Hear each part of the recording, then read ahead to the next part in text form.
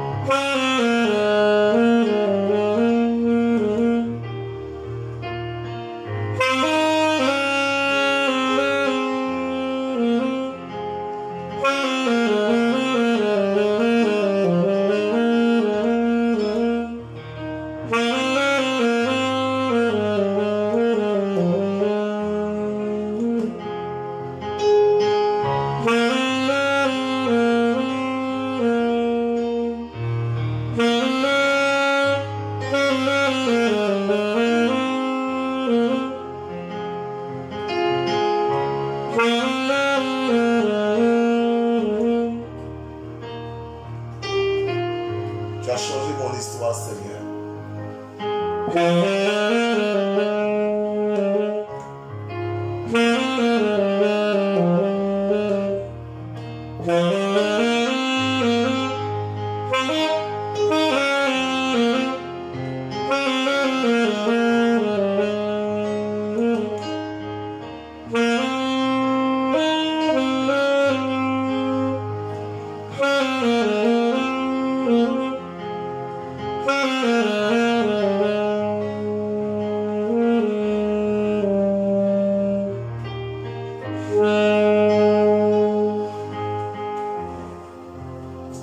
Alléluia. Que Dieu te bénisse, que Jésus change ton histoire. Et c'est pour ça que je veux maintenant que nous puissions nous tourner vers la parole de Dieu et entrer en contact avec sa parole. Notre thème, c'est la délivrance. Donc je dépose mon saxophone. Notre premier texte se trouve dans Luc 10, 19. Pour ceux qui étaient avec moi le mercredi, j'en ai parlé un peu. Voici, je vous ai donné le pouvoir de marcher sur les serpents et les scorpions et sur toute la puissance de l'ennemi et rien ne pourra vous nuire. Chers amis, la première chose à comprendre quand on veut rentrer dans un combat spirituel, c'est que le combat que nous avons n'est pas un combat de puissance, mais c'est un combat de pouvoir. Quelle est la différence? Le mot pouvoir, c'est le mot grec exousia. Et le mot puissance, c'est le mot grec dunamis. Dieu est puissant, mais Satan aussi est puissant. Les uns sont puissants. La puissance, c'est la force que quelqu'un peut exercer. Voilà, on parle de la dynamique. Donc, il y a beaucoup d'êtres qui sont puissants. C'est vrai que Dieu est tout puissant, mais il y a des êtres qui sont puissants. Et en matière de puissance, les démons sont plus puissants que nous. Mais nous avons le pouvoir qu'eux n'ont pas. C'est quoi le pouvoir? C'est une délégation d'autorité. Et le pouvoir ne dépend pas de la taille de celui qui l'exerce. Vous voyez un petit policier qui arrête un gros loupard. Le loupard s'arrête, non pas parce que le policier peut le frapper, mais parce que le policier a une insigne. Donc l'insigne montre que le policier a un pouvoir. Il a exousia. Et c'est le exousia qui lui donne la force sur le dunamis du loubar. N'aie pas peur des démons. Parce que quelle que soit la force, le dunamis d'un démon, tu as le exousia. En d'autres termes, Dieu te donne l'autorité. Il te donne le pouvoir de lui parler. Et il doit t'obéir. Je vous ai donné le pouvoir. Le plus petit chrétien a le pouvoir. Même s'il n'a pas la puissance, il a le pouvoir. La puissance se développe, mais le pouvoir est un don. Il dit, je vous ai donné le pouvoir. Jésus a donné le pouvoir à chaque chrétien. Nous avons tous exousia. Je vous ai donné le pouvoir. Et c'est ce fondement-là qui est le fondement de la délivrance. Si tu veux qu'un lien soit brisé dans ta vie, n'affronte pas ce combat comme une histoire de puissance. Non, tu n'es pas puissant plus que les démons, mais tu as le pouvoir de marcher sur leur puissance. Et tant que tu n'as pas compris ça, tu n'as pas compris le fondement de la délivrance, ni du combat spirituel. Parce que tu affrontes les esprits et les liens comme c'est une histoire de palabres et de force. Non, non, non. Rappelle-toi, tu as le pouvoir. Donc la question qui est venue, d'où vient donc ce pouvoir? Il se trouve dans Colossiens chapitre 2,15. Il est dit dans ce texte, Colossiens 2,15, qu'il a dépouillé les dominations, les autorités. Et les a livrées publiquement en spectacle, en triomphant d'elles par la croix. Quelqu'un me demandait mercredi, est-ce que les esprits sont plus puissants que Dieu? Pas du tout. Dieu est tout puissant. Mais ce que Dieu a fait pour nous, c'est encore trop fort. Parce qu'on dit qu'il a dépouillé les dominations, les autorités. Le mot autorité ici, c'est le mot exousia. Ça veut dire que Dieu a enlevé tout pouvoir aux démons. Donc les démons ont toute la puissance, mais ils n'ont plus le pouvoir. En d'autres termes, nous devrons leur autorité. Regardez, j'ai parlé du policier. Qu'elle arrête le loupard, qu'elle arrête un automobiliste, celui-ci s'arrête. Parce que l'automobiliste n'a pas le pouvoir, mais c'est le policier qui a le pouvoir. Tu es le policier du monde spirituel. Tu as le pouvoir. Et les grades des démons ont été enlevés. Et ça, on dit, il les a dépouillés. En bon français, il a enlevé leurs grades. Il a enlevé leurs habits. Il a enlevé leur autorité. Donc, ils se promènent à leur puissance. Mais ils n'ont plus de pouvoir. Donc, moi, qui suis le plus petit chrétien, j'ai le pouvoir. Si je comprends ça, je veux que ça rentre dans votre tête, mes amis. Tu as le pouvoir. Jésus a dépouillé. Ce n'est pas le sorcier de ton village qui a le pouvoir. C'est toi qui as le pouvoir. Ce n'est pas l'esprit de stérilité qui a le pouvoir. C'est toi qui as le pouvoir. Ce n'est pas le lien de famille, de célibat qui t'empêche de te marier qui a le pouvoir. C'est toi qui as le pouvoir. Ce n'est pas l'esprit de pauvreté de la maison de ton père qui a le pouvoir. C'est toi qui as le pouvoir. Tu as l'exousia. Et donc, tout pouvoir s'exerce. Voilà. Le fait que Dieu t'a donné le pouvoir, il attend de toi que tu l'exerces. Et souvent, quand nous prions pour la délivrance, on fait une erreur. On dit, Jésus, viens chasser tel esprit. Non, non. Jésus ne vient pas chasser tel esprit. Nous chassons tel esprit au nom de Jésus. C'est tout à fait différent. Jésus ne va pas venir chasser l'esprit de fatigue. Il a déjà accompli, il a donné le pouvoir. Il dit maintenant, il faut parler. Il faut parler, il faut ordonner, il faut commander. Il faut lui dire au nom de Jésus, va-t'en. Et crois qu'il va t'obéir parce que tu as le pouvoir. Un des problèmes que nous avons, c'est que nous doutons. Pourquoi? Parce qu'on croit que les esprits sont tellement puissants. Non, non, non. Leur puissance ne sert à rien parce que nous avons le pouvoir.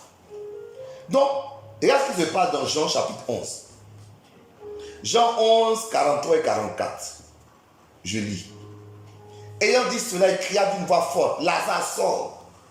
Et le mort sortit, les pieds et les mains liés de bandes, et le visage enveloppé d'un lin. Jésus leur dit, déliez-le et laissez-le aller.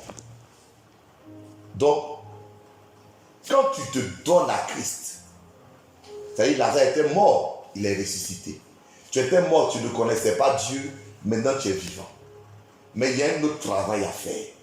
Il faut que tu enlèves les bandes dans ta vie. Sinon, tu vas faire toute une vie chrétienne. Tu es attaché. Tu aimes Dieu, tu pries Dieu, tu sers Dieu, mais quelque chose t'empêche de te réaliser. Et je veux te dire, que tu peux être réellement libre. Donc aujourd'hui, je vais vous parler des différents types de liens et comment les combattre. Et ensuite, je vous parlerai des différentes méthodes que je veux vous proposer pour prendre la victoire totalement dans votre vie. 1 Jean chapitre 3, le verset 8, la Bible dit: celui qui pêche est du diable, car le diable pêche dès le commencement. Le Fils de Dieu apparu afin de détruire les œuvres du diable. Donc Jésus est venu détruire des œuvres. Mais quelles sont ces œuvres du diable-là? Car si on ne les comprend pas, on ne va pas savoir comment les détruire. Aujourd'hui, je vais vous parler de 3 types. Et le dernier groupe, je vais en parler spécialement le jeudi prochain parce qu'il est vraiment important. Donc les œuvres du diable, on peut les regrouper en 5 catégories.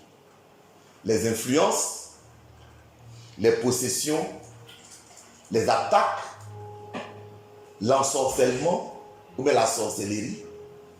Et la dernière chose, c'est les malédictions. Donc je vais reprendre les influences, les possessions, les attaques, la sorcellerie, les malédictions. Qu'est-ce qu'une influence? En fait, dans la Bible, le mot posséder que nous avons n'existe pas. Il y a un mot qui est employé pour certains cas qui est le mot démonizomai. Ça veut dire littéralement sous l'influence d'un démon. C'est important parce que les gens pensent que la possession, c'est le fait qu'un démon prenne contrôle de ta vie.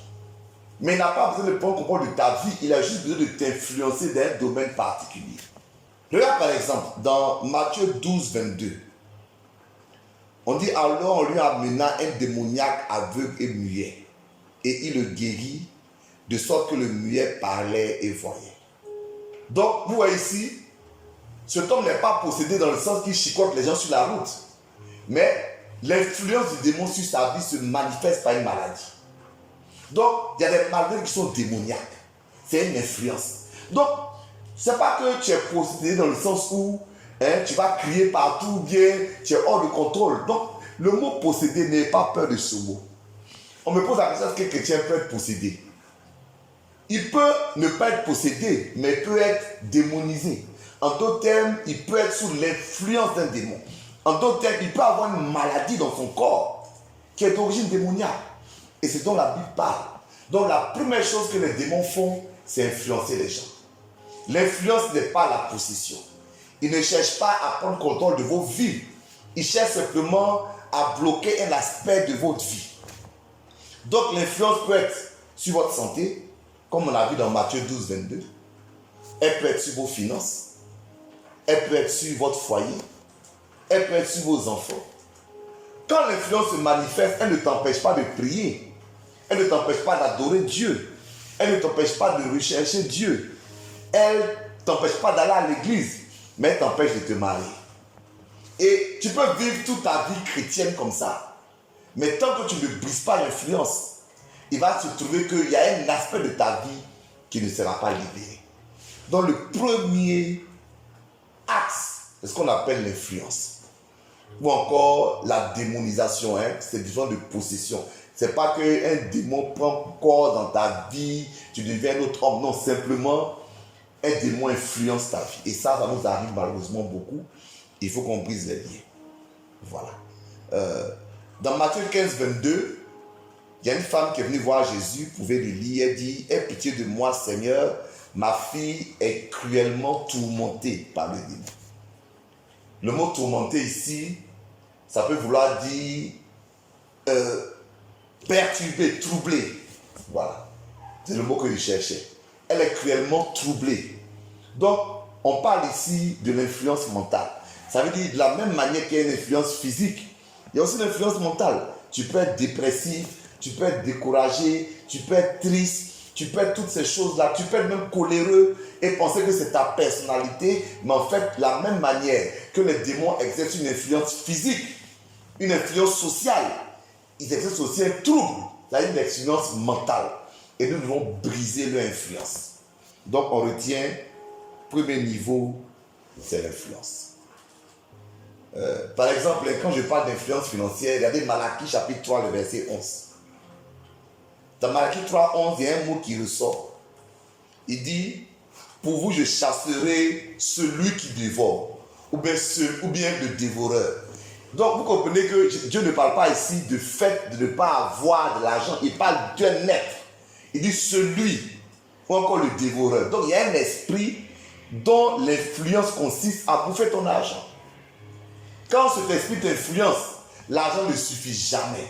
Tu as tous des problèmes financiers. Il te met dans la dette. Donc, il faut qu'on chasse les influences. Le deuxième niveau des œuvres du diable, c'est ce qu'on appelle la possession. Donc, la possession est un niveau supérieur d'influence. Dans Luc chapitre 8, le verset 27, il nous est parlé d'un homme. Et il est dit qu'il était possédé par plusieurs démons. En fait, le mot possédé, comme j'ai dit, ce n'est pas dans la Bible. C'est-à-dire, ce n'est pas dans la version originale, si vous voulez. Ce n'est pas dans les Grecs. C'est une traduction. Donc, on peut dire ici, cet homme avait plusieurs démons. Et quand vous lisez la version originale, il est marqué, il avait plusieurs démons depuis longtemps. Donc, quand l'influence devient très forte, elle peut se transformer en possession.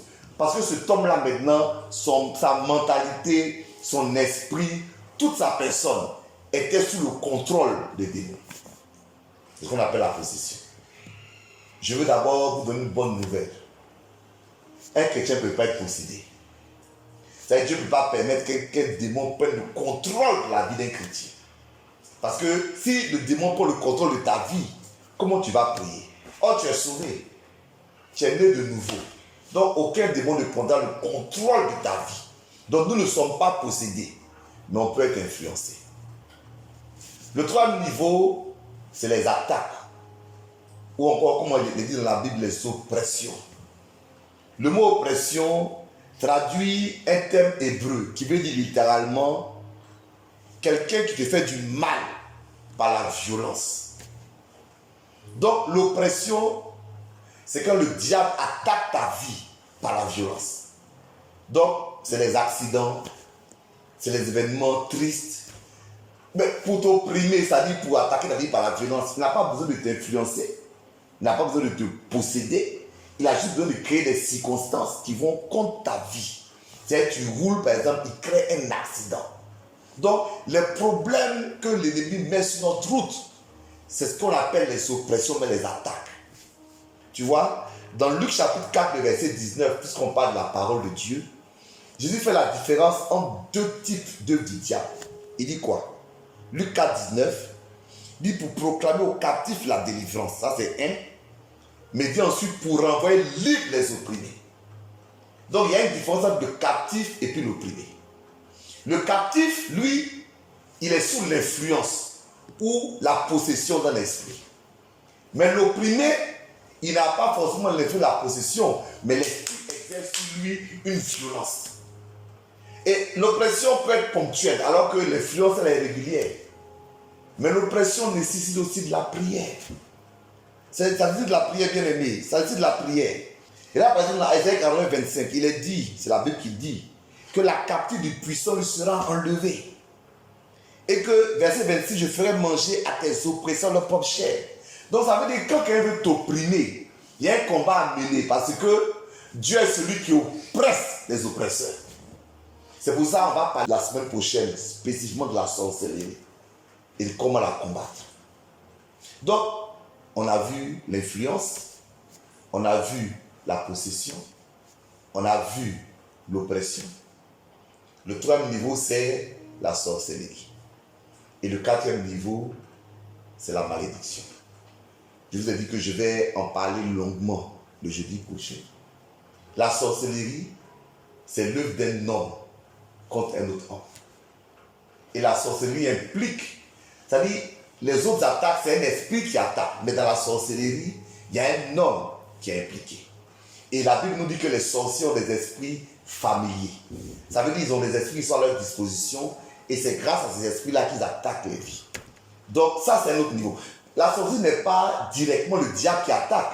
Mais c'est un homme qui utilise des puissances diaboliques pour attaquer d'autres hommes. Mais Dieu nous donne la victoire sur la sorcellerie. Et la quatrième aspect, et la cinquième œuvre du diable contre nos vies, c'est la malédiction. C'est les paroles qui sont prononcées ou c'est des actes qui sont posés dont le but, et d'influencer négativement nos vies.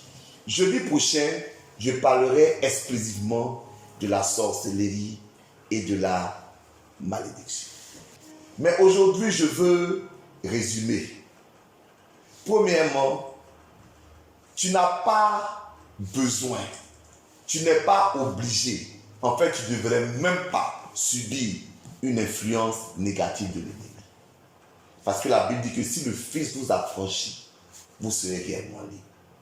Et il faut bien comprendre que ta victoire ne se passe pas sur ton dynamisme, c'est-à-dire sur ta puissance. Mais c'est sur l'autorité que Jésus t'a donnée. Je veux que ça reste dans ta tête. Tu es le policier du monde spirituel. Et parce que tu es le policier, tu as le droit de chasser les démons. Même s'ils semblent plus forts que toi, ça c'est pas important. Tu as ce droit parce que Jésus les a dépouillés. Il les a dépouillés de leur autorité. Maintenant ils sont sans autorité. Ils ont encore la puissance, mais ils n'ont plus l'autorité. Et regardez, quelqu'un qui a la puissance, qui n'a pas l'autorité, c'est un hors-la-loi. Quelqu'un qui a des pistolets dehors et qui n'a pas le droit d'avoir ces pistolets, c'est un hors-la-loi. Quand moi je prie contre les démons, je leur dis, rappelle-toi qu'ils sont des hors-la-loi. Parce qu'ils n'ont plus le droit de se promener ou d'influencer les vies. Et vous savez, et je vais en parler peut-être dans le programme, la Bible dit que certains esprits sont en prison. C'est-à-dire que même aujourd'hui dans le monde spirituel, Dieu continue à envoyer les hors-la-loi en prison. Il y a des esprits, au lieu de se promener, qui vont en prison parce qu'ils veulent exercer leur force alors qu'ils n'en ont pas le droit. Mais qui sont les policiers qui vont les amener en prison? C'est toi et c'est moi. Donc, rentre dans le combat spirituel. Jésus est venu pour combattre les œuvres du diable. Il faut que nous puissions vaincre les influences, vaincre les possessions, vaincre les oppressions. Et ça, nous pouvons le faire. Et demain, je vous invite à 5 heures du matin, on va prier spécialement pour ces 3 choses. Combattre l'influence, combattre la possession, combattre les attaques. Donc ne manque pas ce moment de prière. Et le jeudi prochain, je vais parler spécifiquement de la sorcellerie et des malédictions. Et le vendredi, on va prier. Donc, on va baisser la tête en prière. Vous pouvez mettre toutes vos questions si vous le voulez sur le compte Facebook et j'y répondrai le mercredi prochain dans le programme 30 minutes avec le pasteur Zando. C'est mercredi prochain à 12h30. On m'a déjà dit que 30 minutes c'est peu. Mais on va commencer comme ça et puis bon, on va voir comment Dieu va nous amener. Lève les mains avec moi, on va prier, puis on va terminer encore par ce beau chant. Jésus a changé mon histoire. Éternel, je veux que la vie de quelqu'un qui m'écoute soit touchée, que tout lien sur sa vie soit brisé et que, comme tu nous as donné l'autorité, que chacun, comme tu nous as donné l'autorité, que chacun reçoive l'exousia pour briser le dynamisme qui va influencer sa vie. Merci pour cette victoire. Au nom puissant de Jésus. Amen. Que Dieu vous bénisse. Parce que ça a changé mon histoire.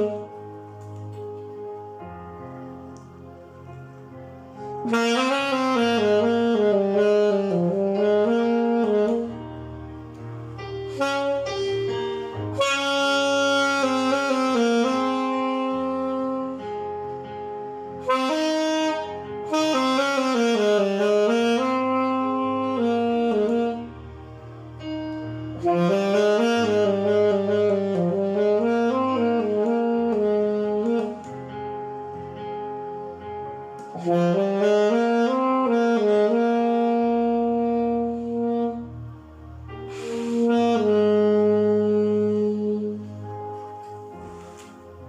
Dieu vous bénisse. Et à mercredi pour ceux qui me suivent, 30 minutes passées dans dos. Jeudi pour ceux qui suivent à la lumière de sa parole. Et puis vendredi à 5 h pour ceux qui veulent prier avec moi. Que Dieu vous bénisse à moi.